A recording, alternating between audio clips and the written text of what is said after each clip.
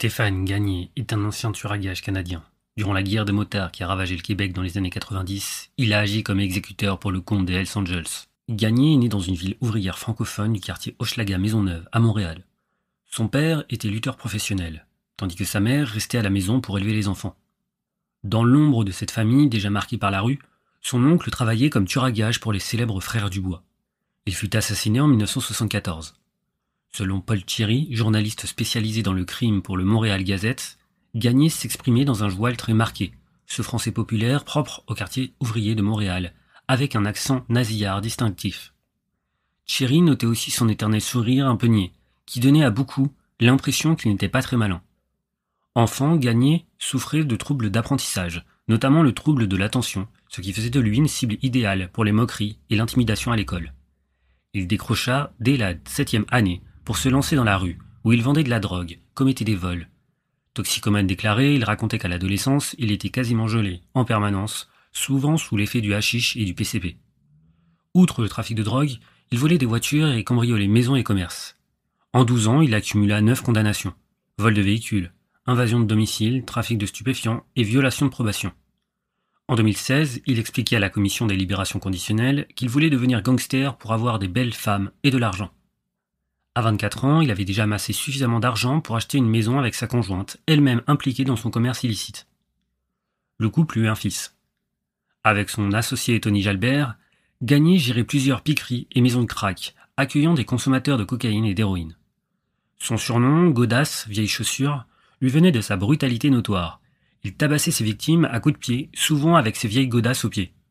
Il a reconnu au tribunal avoir violemment battu une prostituée qui avait volé un dealer sous ses ordres. « Si tu laisses passer ça, toutes les toxicos vont se mettre à te voler », justifiait-il froidement. Son affaire marchait bien. Il générait environ 6 000 $ en liquide par semaine, soit quelques 250 000 $ par an. Malgré ses revenus, Gagné touchait également l'aide sociale, prétendant être sans emploi. Devant les tribunaux, il utilisait souvent la stratégie de la défense par la stupidité, affirmant avoir un QI si bas qu'il ne pouvait pas être tenu légalement responsable de ses actes. Les juges, eux, n'ont jamais été dupes. Plus tard, il admettra qu'il n'était pas aussi idiot qu'il le prétendait, mais qu'il jouait les simples d'esprit pour tenter d'échapper à la prison. À l'été 1994, Paul Fontaine, membre influent des Hells Angels, ordonna à Gagné de fermer ses piqueries pour héroïnomanes. Leurs activités entraient en concurrence directe avec celles des Hells. Déterminé à sauver son commerce, Gagné tenta une approche audacieuse. Il alla à la rencontre de Maurice Boucher sur la rue Sherbrooke. Sans dire un mot, en utilisant un langage gestuel propre au milieu criminel montréalais, il pointa son nez, un signe pour dire qu'il voulait acheter de la coke, puis toucha le bras de Boucher, signalant qu'il souhaitait faire affaire directement avec les Hells Angels. Boucher désigna alors Fontaine. Le message était clair, c'est par lui que la marchandise passerait. Gagné rêvait d'intégrer les Hells Angels. Il voyait en eux un raccourci vers le pouvoir, la notoriété et l'intouchabilité. Son partenaire, Tony Jalbert, lui, fit le choix inverse. Il quitta leur association et se joignit au Rock Machine, le gang rival. Pour les Hells Angels, Gagné écoulait jusqu'à 3 kilos de cocaïne par mois. Il payait environ 34 000 $ en liquide et le reste était pris sous le bras, c'est-à-dire à crédit. Lors du procès de Boucher en 98, Gagné témoignera avec lucidité. « Je suis pas cave, je savais que les Hells allaient gagner la guerre. Ils sont riches, mieux organisés et carrément plus disciplinés. » À l'automne 94, il fut arrêté après avoir vendu de la cocaïne à un agent double de la Sûreté du Québec, Robert Pigeon. Incarcéré à la prison de Bordeaux, il fit la rencontre d'un membre des Rock Machine, Jean Ducaire, qui lui ordonna de piétiner une photo de Boucher et de prêter allégeance au gang ennemi. Gagné refusa. Il se fit violemment passer à tabac. Une fois rétabli, il prit sa revanche à coups de barre de fer, battant Ducaire jusqu'au sang. Dans ce milieu, dira-t-il, la seule règle, c'est de gagner. Transféré à la prison de Sorel, il retrouva Boucher alors détenu pour possession illégale d'armes. Boucher, impressionné par la loyauté et la violence de Gagné, ordonna à son fils Francis de verser chaque semaine de l'argent comptant à l'épouse de Gagné, afin de subvenir à ses besoins pendant sa détention. Les deux hommes se rapprochèrent et passèrent de longues heures à discuter dans la cour. Gagné, toujours aussi inventif, mit au point en prison une arme peu orthodoxe qu'il appela le stylo-merde, un mélange d'urine et d'excréments qu'il laissait macérer 10 jours dans un vieux flacon de shampoing avant de l'utiliser pour asperger les gardiens. Boucher fut libéré en juillet 95, suivi de près par Gagné en avril 96. Le jour même de sa sortie, Gagné contacta Francis Boucher. Le lendemain, il déjeuna avec Maurice. Ce dernier ne perdit pas de temps. « J'ai du travail important pour toi, reste dans le coin. » Il lui confia qu'il préparait de grandes choses, sans en dire plus. Boucher était imprévisible. Il surgissait sans prévenir et attendait de Gagné qu'il exécute ses ordres sur le champ. Un jour, il l'emmena à Verdun pour déposer une voiture piégée devant un repère des Rock Machines. Le plan était clair, faire exploser la bombe, puis pénétrer dans le local et abattre tout le monde. Gagné reçut même une formation pour déclencher une bombe à distance. Mais l'attaque fut déjouée grâce à Danny Kane, un informateur de la police. À chaque tentative, une voiture patrouille stationnait près du local des Rock Machines, forçant les Hells à renoncer. Lors d'une autre tentative, Gagné vola une fourgonnette aux couleurs d'Hydro-Québec pour mieux passer inaperçu. Le 23 août 1996, la police saisit le véhicule garé devant le repère. Il contenait de la dynamite prête à exploser. Peu après, Gagné rejoignit les Rockers, un club école fondé par Boucher en 1992. Les Rockers étaient divisés en deux groupes. L'équipe de baseball, qui se chargeait des bastonnades et des destructions, et l'équipe de football, spécialisée dans les exécutions. Gagné intégrera cette dernière. L'équipe de football, c'est une équipe de tueurs, dira-t-il. L'ambiance au sein des Rockers était délétère, paranoïaque. Les membres communiquaient par gestes ou écrivaient sur des tableaux magnétiques effaçables, de peur d'être sur écoute. En février et mars 1997, Gagné fut assigné à un nouveau projet. Prendre le contrôle du village gay de Montréal, sous les ordres de Serge Boutin.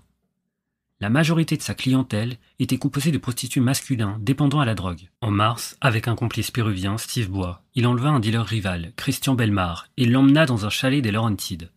Belmar supplia pour sa vie. Bois tira pendant que l'arme de Gagné s'enrayait. Finalement, ils lui tirèrent 3 balles, puis Gagné l'étrangla et l'enterra dans la neige. Mais Belmar survécut, sortit de sa tombe glacée, et Gagné dut se cacher pendant 1 mois. Malgré cette tentative d'assassinat ratée, il fut accepté comme Hang Around au sein des Rockers en mai 1997. Il servait à la fois de revendeur et de garde du corps. Dans les restaurants, il observait qui entrait et sortait des toilettes, là où des armes pouvaient être dissimulées. Un vrai tueur, disait-il, laissait pas ses empreintes partout. Gagné découvrait aussi que les Hells Angels avaient leur propre unité de renseignement, équipée de véhicules avec caméras dissimulées, alimentées par des batteries de 72 heures. Pour couvrir ces activités, ils avaient créé une fausse compagnie de construction, avec logo et numéro de téléphone. Les véhicules restaient garés longtemps, sans éveiller les soupçons. Lors des funérailles de la mère de Franck Cottrony, Boucher ordonna à Gagné de garer ses véhicules espions dans le stationnement de l'église, afin d'identifier tous les participants et leurs plaques. Il voulait dresser une liste de cibles pour éliminer ce qu'il restait du clan Cottrony. Boucher savait, grâce à des policiers corrompus, qu'un indice s'était infiltré dans les rangs des Hells Angels. Il ignorait son identité, mais il avait une stratégie en tête pour le débusquer. Il voulait que les Hells s'en prennent directement à ceux qui incarnaient le système judiciaire. 2 hommes furent chargés de cette mission, André Tots-Toussignan et Paul Fonfon-Fontaine, et à leur tour, ils recrutèrent Gagné. D'abord, ils passèrent plusieurs jours en planque devant la prison de Rivière-des-Prairies. Mais rapidement, ils décidèrent de viser un autre établissement, plus proche des autoroutes, donc plus propice à une fuite rapide, la prison de Bordeaux. Le 26 juin 1997, armés de pistolets et juchés sur 2 Suzuki Katana volés, Gagné et Toussignan suivèrent la gardienne de prison Diane Lavigne, qui quittait son poste. À peine sortis, ils la rattrapèrent, roulèrent à sa hauteur et ouvrirent le feu. Une balle lui traversa le bras, une autre atteignit son poumon. Elle n'y survivra pas.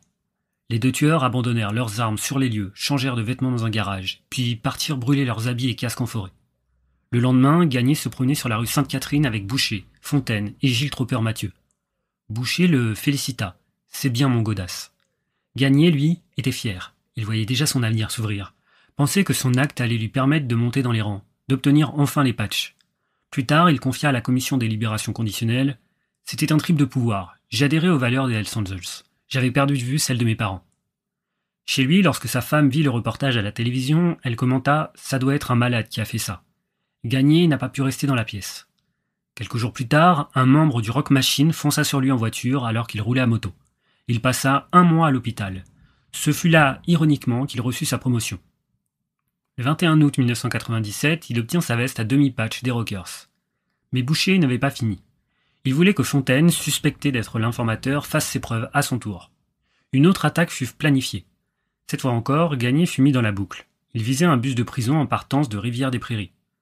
Fontaine tenait à impressionner. Il assista à une réunion avec Boucher, Norman Biff Hamel, Mathieu et Robitaille pour demander la permission de tuer un gardien. À l'aube du 8 septembre, ils attendaient dans un van. Quand le bus arriva, conduit par Pierre Rondeau et Robert Corriveau, ils passèrent à l'action. 3 balles frappèrent Rondeau au cœur, au poumon et au foie. L'une provenait de l'arme de Gagné, mais la balle fatale était signée Fontaine. Corriveau fut blessé. Ils prirent la fuite à bord de leur van qu'ils incendièrent dans un lieu isolé. Gagné, trop près des flammes, se brûla le visage.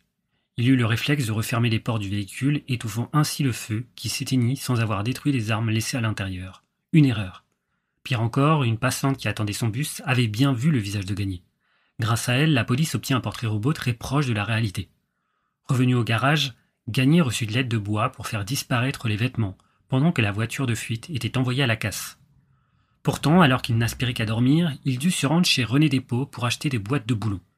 Toussignan fabriquait une bombe pour une prochaine attaque contre les Rock Machines. En guise de récompense, Boucher offrit à Gagné et sa famille des vacances en République dominicaine. Mais après la mort de Rondeau, Boucher posa une question. Est-ce que quelqu'un d'autre est au courant? Gagné allait répondre que Bois avait aidé, mais Fontaine le devança. Non, personne d'autre le sait. Gagné savait que ce mensonge pouvait lui coûter la vie.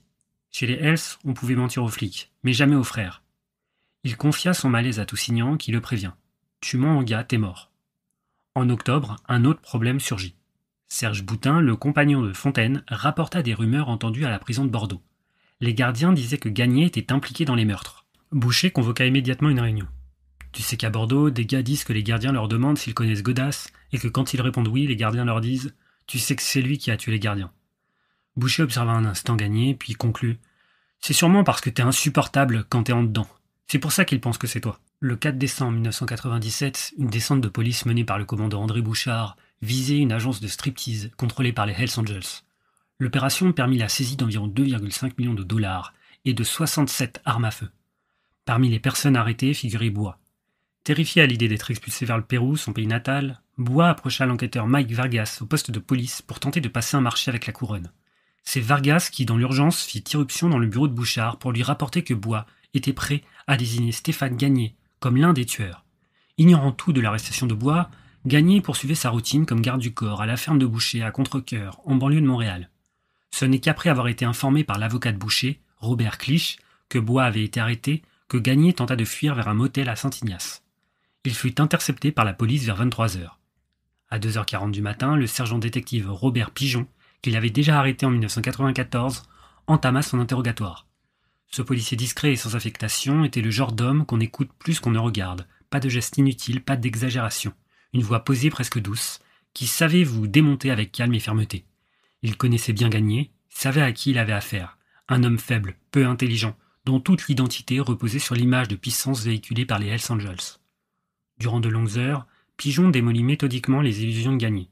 Il l'attaqua psychologiquement, remettant en question ses choix, alternant entre compassion et cruauté.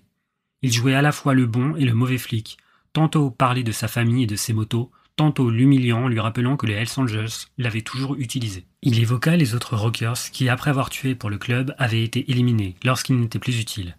Il lui montra l'absurdité de commettre des meurtres uniquement dans l'espoir de porter un écusson, alors que tant d'hommes vivaient heureux sans ce symbole dans le dos. Arrogant, Gagné répliqua avec dédain « Je peux te garantir que je ne prendrai pas la décision que tu veux. Tu peux amener ça à la banque. » À 5h31, Pigeon l'informa qu'il était officiellement arrêté pour 2 meurtres au premier degré. Il prétendait avoir une preuve accablante, basée sur la confession de Bois, même si en vérité une bonne partie de ce que Bois avait raconté était mensonge. Il lui affirma aussi que sa femme avait été arrêtée comme complice et que leur fils allait être placé en foyer. Il voulait provoquer un choc, une faille dans l'armure de Gagné. Et puis il le piqua là où ça faisait mal. Il le traita de lâche, de faible, d'imbécile, qui s'était laissé berner par une culture de pseudo-virilité. Il l'accusa d'avoir tué une femme sans défense pour un blouson de cuir et un écusson. Sois un homme au moins aujourd'hui, et réponds-moi, pourquoi elle, pourquoi Diane, Lavigne? Gagnard resta mutique, répétant en boucle qu'il n'avait rien à dire. Pigeon continua de le harceler verbalement, le réduisant à ce qu'il était, à ses yeux, un décrocheur, analphabète que personne ne soutenait. Finalement, sous la pression, Gagné s'effondra en larmes. Le policier lui permit d'appeler Clich, mais il ne tomba que sur la messagerie. Revenu à la salle d'interrogatoire, il comprit que Bois avait trahi, et que les avocats refusaient de venir le voir, et que Boucher ne pardonnerait jamais ce genre de mensonge. À 6h30, il craqua. Si je parle, je peux espérer combien d'années. 1 heure plus tard, sa femme, elle-même inculpée, arrivait au poste pour lui dire de collaborer. Elle ne voulait pas aller en prison pour ses crimes. Le procureur lui avait laissé entendre qu'elle pourrait s'en sortir si son mari coopérait. Gagné demanda à voir la cassette vidéo de la confession de Bois. Après seulement 5 minutes, il déclara vouloir devenir un délateur. À 8h10, il entama une confession complète, expliquant en détail ses crimes. Il exigea une protection policière pour sa femme et son fils, convaincu que Boucher les ferait tuer. Pigeon promit qu'ils seraient tous deux placés sous surveillance permanente. Lors du procès de Boucher, Gagné témoigna. « J'ai compris que si j'allais en prison, j'étais un homme mort. Ils auraient eu peur que je parle. Regardez ce qui est arrivé à Todd et Paul. En quelques secondes, j'ai dû confier ma vie à des policiers et à un système que je haïssais depuis l'âge de 15 ans. » 2 semaines plus tard, lui et son avocat rencontrèrent André Vincent, procureur en chef de Montréal. Gagné réclamait l'immunité complète et une compensation financière pour son témoignage. Vincent refusa catégoriquement.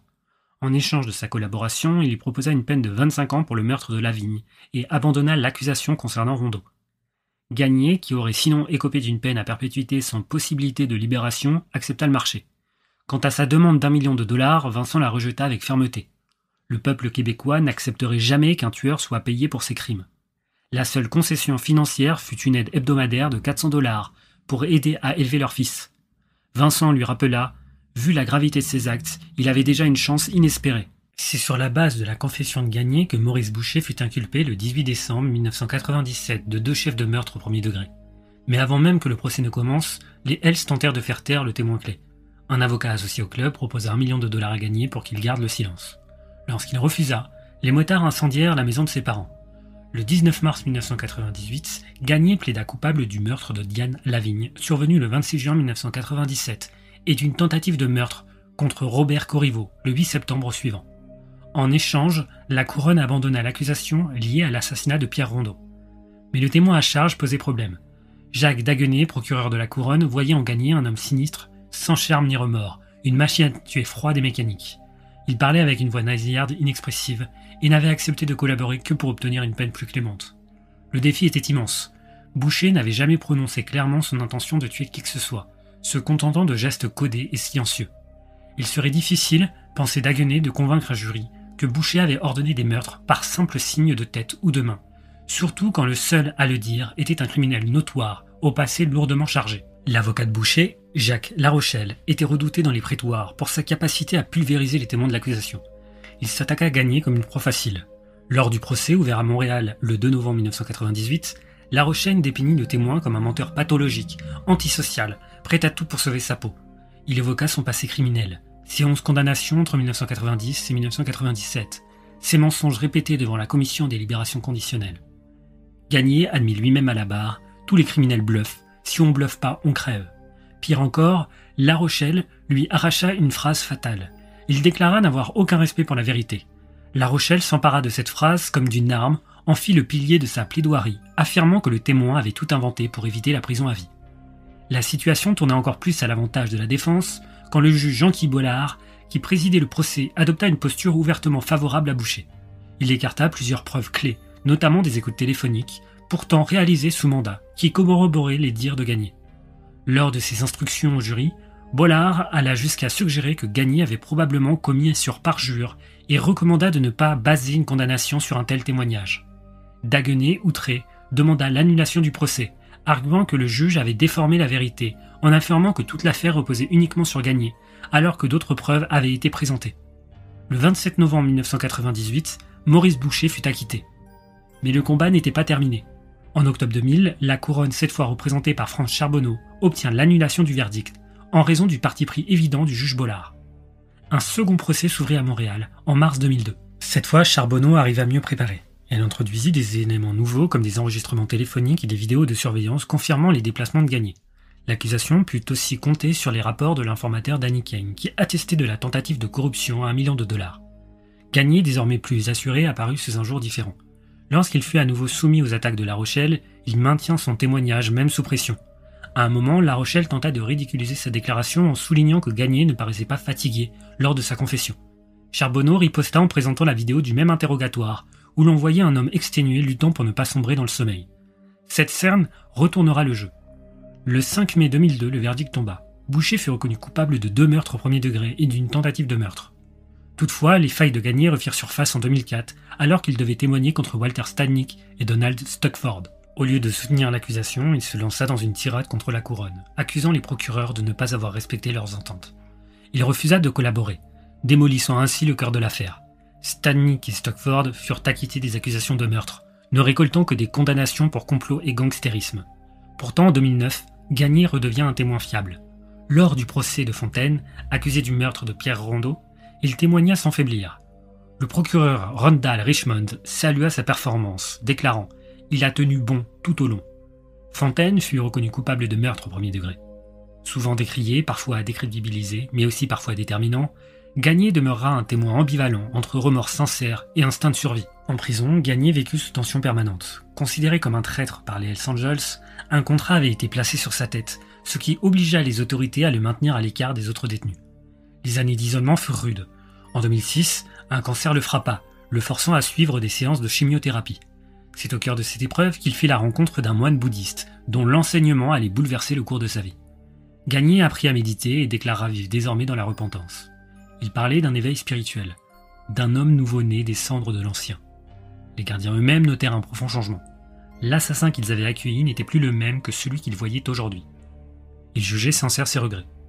Pourtant, tout ne fut pas linéaire. En 2010, puis à nouveau en 2016, 2 incidents viennent entacher son parcours, convainquant la Commission des libérations conditionnelles de retarder toute forme de libération. En décembre 2016, lors d'une audience, il lança à la commission une blague. « Connaissez-vous la blague des motards ? C'est 2 Hells Angels qui vont dans le bois. L'un dit « Il fait noir et j'ai peur ». L'autre répond « Je vais flipper encore plus quand je vais devoir repartir seul ».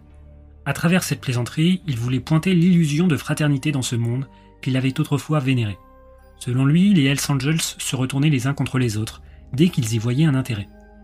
La loyauté, disait-il, n'était qu'un mot creux. Le 18 octobre 2018, Gagné obtient une semi-liberté.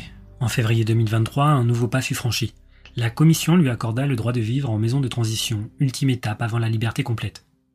Lors de l'audience, il déclara penser chaque matin aux victimes, aux vies fauchées, aux douleurs laissées derrière. Il affirma qu'il ne se pardonnerait jamais, mais qu'il devait apprendre à vivre avec l'irréparable. Le témoignage et les aveux de Godaz Gagné ont marqué le tournant décisif que les forces de l'ordre attendaient depuis des années pour enfin coincer Maurice Montboucher. Ce moment allait ouvrir la voie à la fin de la guerre sanglante qui, de 1994 à 2002, a opposé les Hells Angels aux Rock Machine sur le territoire québécois. Ce conflit brutal a laissé derrière lui un lourd bilan. 150 morts, 9 disparus, 181 tentatives de meurtre et 84 incidents criminels.